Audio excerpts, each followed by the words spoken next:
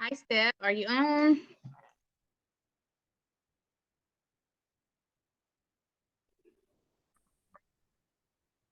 Hey, can you hear me? Yes, I can hear you. All right. Good evening, everybody. This is April Showers, and tonight, me and a dear old friend, Stephanie, is coming together to do a podcast tonight on the characteristics of a godly woman, pursuing a godly marriage, and what to look for in the characteristics of finding a godly mate. Is there anything you want to add to that, Step? No, ma'am. I mean, that pretty much sums it up. Okay, good. So, the first thing we kind of want to talk about is what are the characteristics of first becoming a godly woman? What should you be working on to become a godly woman in order to be attractable to find indeed a godly mate? Um, so in my research and in many years of experience, I would say the number one thing to work on would be first self-love. Self-love. Correct. And Um, I'm sorry, not to cut you off, but I totally agree with you on that because how can you love someone else if you don't love yourself? Um, right, so that is the thing that we have to do first off is love ourselves. Once you love yourself, then that means that you start to realize your worth and your value. When it comes to the type of men you attract or choose to interact with. right, right, Um, so that's definitely one of the big things. Another thing is, as you was asking, as far as like being a godly woman. Of course, everybody say you got to go to church, this, that, and the third. Yes, church is nice, but you don't necessarily have to be in the church 365 or whatever. But the thing is, as long as you know that you have a relationship with God, as long as you know where you're at with Him and you're saved and you're trying to live right, then, everything else in life to me seems like, it will fall into place. The thing is, keeping God first in everything that you do in life, no matter what it is, if it's buying a car, a house, relationship, with your kids or anything, is making sure that you're keeping him first. And he'll make sure that he supplies the rest of your needs. right, right. So, Um, you know, yeah, that's in having that intimate relationship with God, and making sure I would say that your internal self is right with Him, because as you say, the church is just a building. However, if you don't have an internal relationship, then you are still empty. exactly. Right. Right.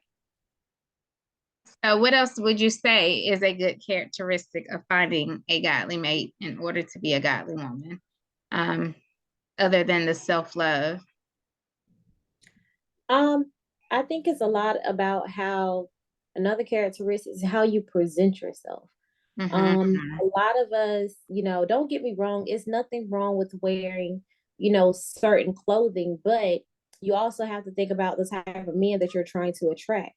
If Right. you're going here, your stomach all out, your butt cheeks all out, or whatever, then you're going to attract the type of man that only wants one thing. Mm-hmm. So, and if you're wanting to attract a godly man, he's going to want to be able to see that godly woman in you. So you're going to have to make sure that you're able to show him that God lives within you. You know what I'm saying?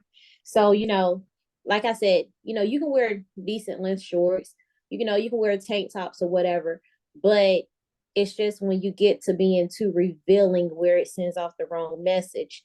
And not only that, but you have to also think about the type of example that you're setting, not only for yourself, but for your kids and others as well. Right. And not that we haven't all been there and done that, though, Right. but I think it all comes down to having a renewed mind. So when you make up in your mind that you know what you want, you know the type of mate you're looking for, like you say, there becomes a renewal mentally. And then you know how to then present yourself to what you want. Because, you know, we've all been there with the shorts, the dresses, you know what I'm saying? Right. However, having that renewed mind and transformation of self to kind of go after what you're looking for, but not to go after it, but to be transformed and for it to come to you. Right? Because I know you made a comment about when a man finds a good thing, so he has to find you. You don't have to pursue it. Right. The Bible says that a man that findeth a wife findeth a good thing. Mm-hmm. So, in other words, you know, being a woman, back in the day, like you were saying about the clothing or whatever, but now that renewed mind, you start to think differently, you start to act differently, you start to move differently. So with that being said, it's like, okay, now before I got to this point, every choice that I was making up until now was never the right choice because nothing worked, right? Right. So now it's like, okay, I had a chance to sit back and reflect on my life to figure out what it is that I wanted, what I will accept, what I will not accept, the deal breakers, you know, and so forth. So now it's like, okay, at this point, sit back, wait on God, let Him show you. And then let Him find you. It says a man that findeth a wife, not a wife that findeth a man. So it's just a matter of God blessing me when He see fit in time to bless me with that mate. And during that time, though, you're not sitting waiting, you are working on yourself. Right. And I'm sorry, yes. And that is a part of the process of preparing myself to be that wife for that man. Mm-hmm. So, I mean, it's comes down to learning your self-love, renewing your mind, getting fit physically, getting fit mentally, emotionally getting fit to be able to support somebody that you're going to bring into your life, you know, being able to have your house in order if you have children, making sure that everybody's up to par and being respectful, making sure that you're clean, you know, making sure that you are indeed a homemaker. Even if you still work, you serve, you know, do you have right. to serve? Are you willing to be a servant? And that is not a negativity, you know? No, it's not negativity, but you know, it's certain roles that you are, to me, supposed to take on as a wife, as well as, you know, a husband. You know, the thing is, a man isn't going to want to come home to a dirty home, dirty laundry, you know, and so forth. So as a wife, not only do you have to prepare yourself to take care of the home, you also have to realize that you have to take care of that man too. And I'm not just necessarily saying sexually or anything like that, but when he comes home, that should be his place of peace. You shouldn't have, you know, chaos and toxic, you know, be toxic within those homes. He should be happy to come home or whatever. And you know, and not necessarily everything the woman has to do. I mean, it's a joint effort. It's a joint effort on the husband and the man's part. I mean, a husband and the wife's part or whatever. So that's why it's a union. It doesn't say, oh, a woman is supposed to do A, B, C, D, and a man do E, F, G, H. No, it's everybody's entitled to be able to do any and everything. At least that's what I would want me and my husband to be able to do. I don't want no gender specific roles. And then everything is going to be different because people are different. Right. Yeah. And that's true. So it's just a matter of finding, or, you know, just a matter of when it happens, of having that person where we're on the same page. As long as we compatibility. Compatibility is very important. Yes. Yeah. Okay. As long as we're on the same page and we have an understanding, then I think it'll be okay. Right. Another one I want to get back to too, when it goes down to those characteristics, is having the ability to wait. And I know when we were talking about staying still and let the man find you, but having the ability for women to wait and understand that take a break, you know, in between relationships. And not only sit there and go from God to God to God, because it clouds your mind. Know how to take a break. Learn how to work on yourself. Right. And that's very true, because, in my earlier years, I used to feel like I had to have a mate. So you're right. Jumping from mate to mate to mate to mate does cause a lot of chaos, because you haven't healed from the last one to be able to give everything to that, your current one. So as Right. you have stated, I have given myself some time. I have, sat back and, at this point, now I'm waiting or whatever. So, the thing is, when you're waiting, like, a lot of people deal with the fleshly part of it Mm-hmm. or whatever. But the thing is, how can you expect for a mate to find you, but you out here sleeping with John or Jake or whoever or whatever? But when you're waiting, not only should you be waiting for him to come along, but you should also be saving yourself as well. And that's a controversial topic that, it is a controversial topic, but I guess it depends on the individual, because, I guess, once again, like I said before, at this point in my life, I'm preparing myself for that mate. So I've made a decision upon myself to practice celibacy until that mate's come along. Now, this is the kicker. Am I going to wait to marriage? I can't answer that. But if I feel that this man may be the man that I am going to spend the rest of my life with, it may actually happen before marriage. But quite naturally, when you're in a relationship, and even in the beginning stages, the first 6 months normally to me, reveals everything to me. So after 6 months, normally people start to show who they really are. And it's either a walk or a stay. I'm gonna say 3. I'm gonna say 3. 3? If you're consistently spending a lot of time together, I'm gonna say 3. And if you pay close attention to detail. Right. Okay. Then, I can agree with you if you're spending a lot of time together. But nowadays, being parents, especially being a single parent, it's not many guys out here that don't have kids. So, you have to take into account, okay, they have children, so they have to spend time with their kids as well. So it's like, okay, you got to make time and fit time in. So my thing is, I don't care how many kids you have, to a certain extent. I don't care how you work. I feel like this. If you want to spend time with me, you'll make time for me. Right. Or whatever. So that's how I look at those situations. And I feel like, okay, if you're not willing to make time for me, to spend time with me or whatever, why should I do the same for you? So it's like a two-way street when it comes to that with me.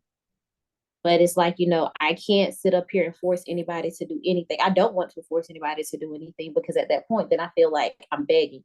I'm not begging nobody for anything. If you give it to me, you're going to give it to me voluntarily. Okay. And that is true. However, we've been kind of discussing about the characteristics of how women should present themselves and how they should carry themselves in order to find a godly mate. But I would like to kind of talk about men. What are you looking for in a man to deem him to be a godly mate?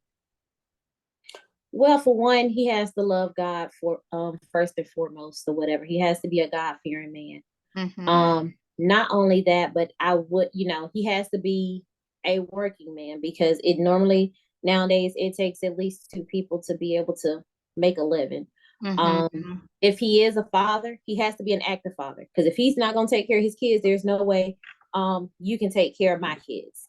So that's just not going, I don't feel comfortable with the man taking care of me and my kids who don't even take care of his kids. So that's automatic red flag for me. Then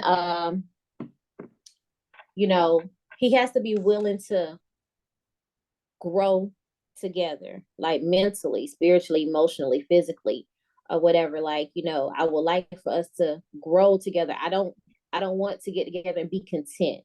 I want us to know that whatever it is that we set our minds to do, that we can do it, but we can do it together. It's a group effort in everything that we do. Right. I don't want it to be a one-sided um relationship. I want us to be able to communicate, because communication is a big thing that a lot of people lack. Um, but I feel like if you get able to communicate and you're able to talk to each other and have, decent conversations. I'm not saying yelling, rant, and raving, or whatever, but conversations, that's great. Of course, everything isn't going to be peaches and cream. You're going to have disagreements, but make sure when those disagreements come that you handle them in an adultly manner. Right. Or whatever. But, those are some characteristics that I would like for him to have. And then, nurturing, being a provider, being a Mm-hmm. teacher and a leader, because, the man is supposed to be the man of the house. So quite naturally, we're supposed to follow him. But if the thing is, I understand I'm looking for a godly man, but say for instance, if he's not godly at the moment, how can he necessarily lead a home? Mm-hmm. Or whatever. But those are some things that I would like for him to have. Now, if you're talking about physical characteristics, No, we ain't talking about physical yet. all right. No.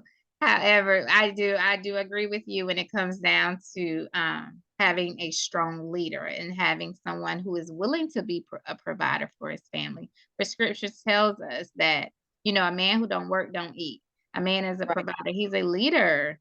We need that. And submission comes easy when you have a leader in your home, when you Right. have someone providing for you, when you have someone that has your back. It is so easy to submit to him. It's so easy to want to commit to him because the proof is in the pudding. You have the leadership. You got the man that prays with you. You got the man that's concerned for you. He's concerned for y'all family. He cares if you wake up in the morning and if you have breakfast, and he cares if the water is coming out of the faucet and if the light switch cuts on. And so those Right. things are important, because someone who cares about your well-being indeed is someone you would deem, able to be in a marriage with you, able to be in a relationship with you. Right. And so those things are greatly important when you're looking for a mate. You want someone to be your friend. If I get sick tomorrow, I want to know that if I'm in the hospital, that my husband is not with the person next door, or he's not with someone else. You want to know that the kids are still getting to school. You want to know that the bills are still getting paid, because that's not only your mate, but that's your friend. And they genuinely care about your well-being, and they care about the beings of the people that y'all are connected to, like your children, you know? So when you're building the future with somebody, those are the things you want to look for, is that companionship, that friendship, that love, that laughter, that joy, the love of God, because a man that loves God will indeed love you. Exactly.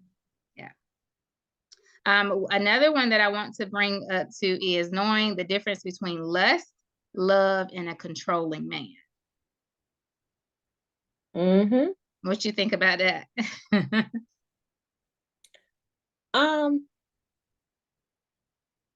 Okay. To me, okay, a lusting is, to me, I guess lusting is just like, they enjoy you for the time being, or the benefits of you or whatever, but it's like they really don't have like really any real intentions, period. To me, love is more of an action. It's a strong word, it's like used so much, but to me, if someone loves you, you will know it because they'll show it. They'll show it in, various ways, whether it's a certain comment or small gestures of appreciation. There's so many ways that somebody can show love and it be genuine. Um, Mhm. and then what was the last one? I'm sorry. Control. Oh, that part. Um, controlling is obvious. Like if Mhm. someone's where you at, where you going, who you with, what you did, Mhm. those type questions are to me very controlling questions. Or why you ain't tell me you did this? Why you ain't tell me you did that? What you did, like, those type questions I just are red flags for me, because at that point I feel like you're trying to control what I do, who I go places with, and stuff like that. That doesn't sit right with me. Right. I think too, I've agreed that the lust factor, it is a major one in today's society because so many people are confusing love and lust. Mm-hmm. They're feeling that, oh, I love you so much. But indeed, you love to sleep with me so much, maybe. Yep. You love to um, maybe date me so much. Or you may Mm-hmm. love, um, spending time together. That doesn't mean that you're in love. Right. You could indeed just be lusting over someone because love is, like you said, are you going to be there? Mm-hmm. Are you going to commit to the cause, committing to that person, being able to care for that person, being able to surrender your needs sometimes, Mm-hmm. dropping that self and committing to somebody else's needs sometimes. And, Right. vice versa, not just one sided. Sometimes I got to drop my needs to cater to yours. To me, Exactly. that's a real act of love, being able to sacrifice. Versus lust, will I still love you when you can't do anything for me? Right. Still stand? Will I still be there? And then, a lot of this control is definitely taking place in this decade here, especially with the narcissist, with the gaslighting, switching the roles where it's your fault, and I'm Right. hot today and I'm cold tomorrow, and I'm in love today and I ain't tomorrow. Yes, that part right there. I mean, that to me, the those type people are also convenience people. As long as it's Mhm. convenient for them, they all in. But the minute it's an inconvenience, it is Yeah. what it is. Yes. And then again, when the cycle returns, when you benefit me again, maybe next Monday, I'll be back because then you might be doing what I tell you to do next week. Mm-hmm. So I'm gonna teach you a lesson this weekend. Now I'll holler at you on Monday. That gas. Then when you come back on Monday, you got this gaslighting where they're selling you the world. Future fakers. But Promising you, I'm going to marry you or we're going to be together forever because we in love. When indeed, you got to know the difference between that lust to love and the controlling man, and the lust right. to love and controlling woman, because it goes two ways. And it does. And the thing is, like you said, you having to know the difference. Mm-hmm. So the thing is, I feel like this. In order for you, a lot of people to know the difference, it also depends on where your self-confidence is at, your Mm-hmm. self-love, and once again, knowing your value. Because my thing is, haven't, a lot of us, I can say this, may not have been shown growing up what real love is. So we tend to act off of what we've seen. And Yeah. what we've seen is not always right. Mm-hmm. So they say if you know better, you do better. But the thing is, if nobody's ever showed you, how do you know what is better? Right. So once again, that goes back to, knowing who you are Mm-hmm. and what you stand for. And Right. I think that a lot of us, if we had that information and knew our worth, we could separate a lot of that lust and controlling type people or men for the ones that really love us. Because I'm Mm-hmm. quite sure, and I can speak for me and other women too, we've had that man that genuinely loved us, wanted the best for us, but because we didn't know how to accept it or know how to handle it, we pushed it away. Yeah. I would say too, when it comes down to that, like you're saying, knowing your worth. And a lot of us grew up too thinking the Huxtables was the ideal marriage. You know, you grew up thinking Hollywood marriages was what it was because, like you said, you didn't see it at home. So you thought, you know, that Cliff, what's the name? Cliff. Oh my gosh, you know, that's how my husband got to be. He got to be a doctor. He got to be raising all five of the, help me with all five of the kids. Or Carl Winslow. You know, you just thought that this is just the thing. You know, this is how he has to be.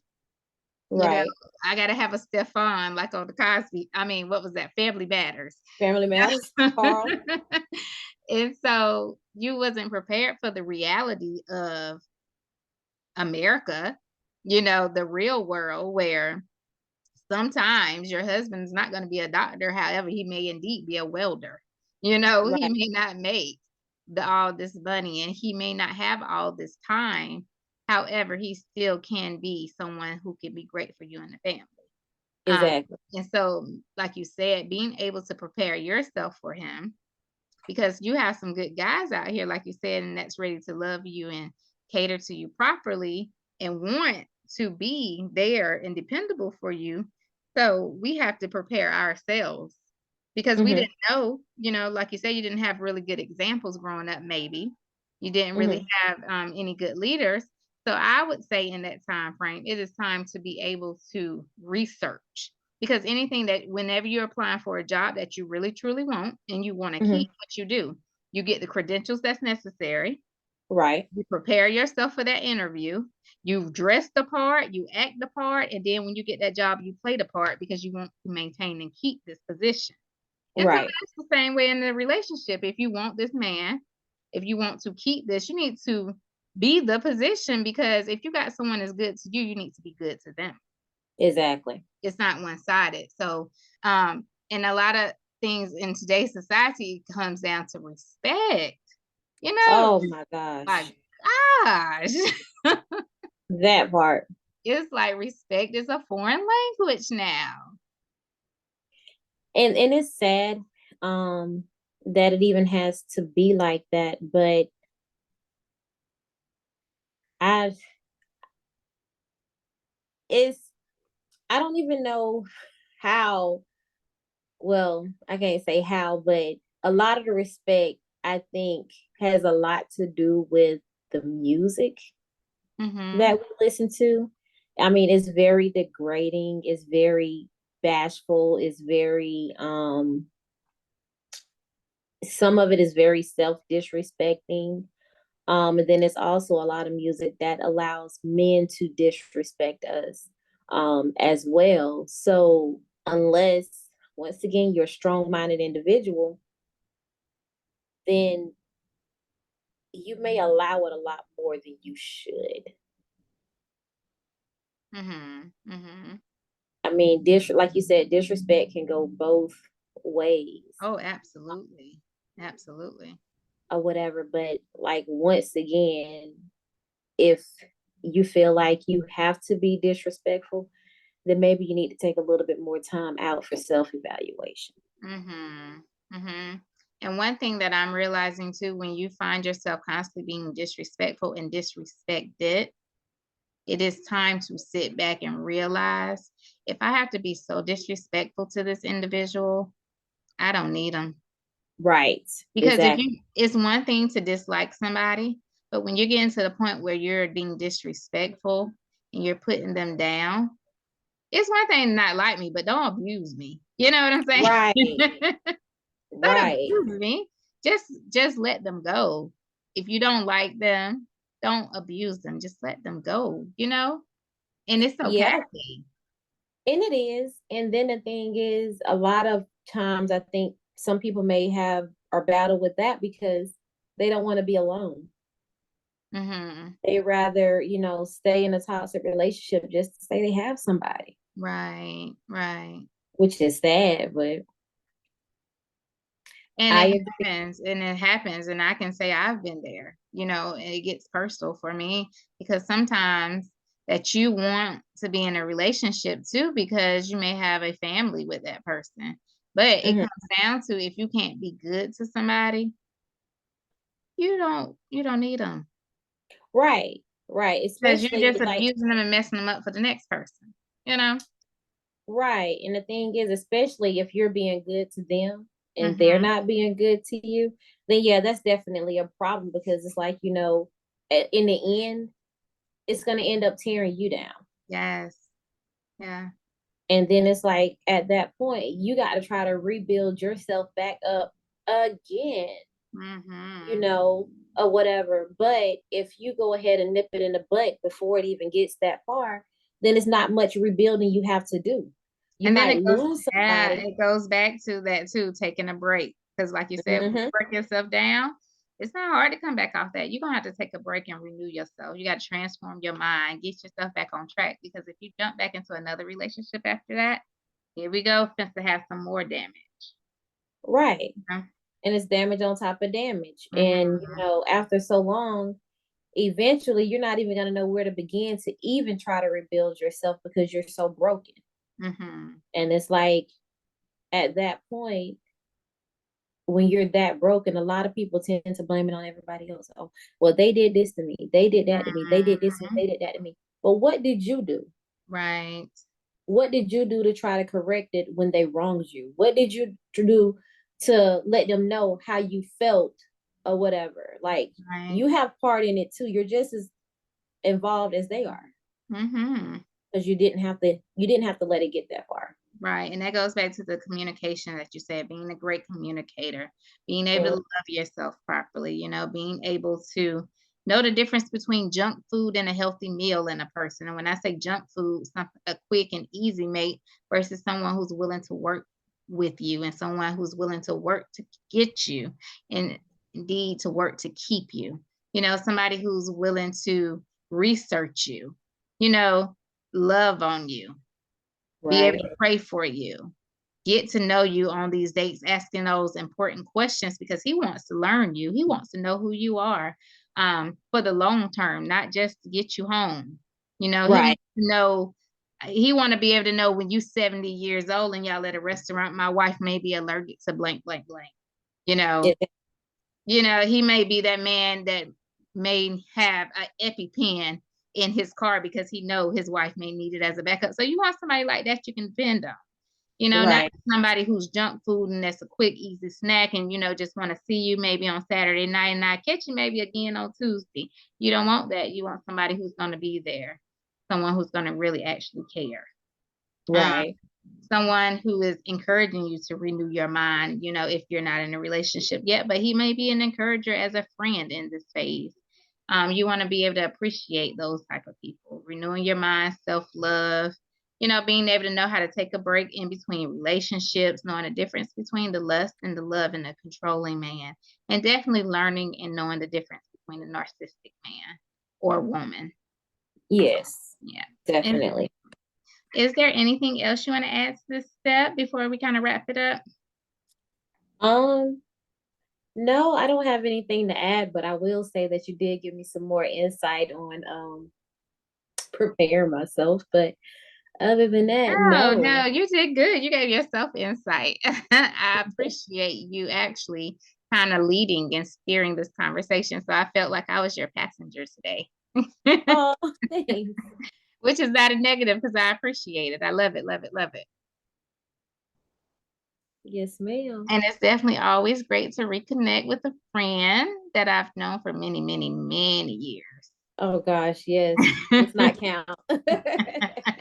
Oh gosh. Now And sitting thinking about it, it's been years. yes, it's been, oh yeah, 30. Yeah, 30 years, which is great. It's good to always be friends with people that you've known for that long.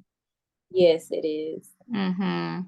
It's a blessing too. Yes, yes, yes. And it's good to always see you. And I hope to see you in a few weeks. Yes, ma'am.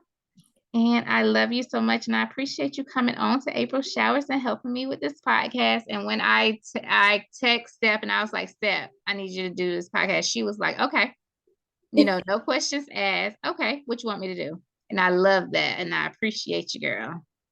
Girl, you welcome. No problem. And I love you too. You know I got your back. Yes, and I appreciate you. You're welcome. All right. I look forward to doing more things with you soon. And you have a great night. Thank you, and you too. All right. Good night. All right. Good night.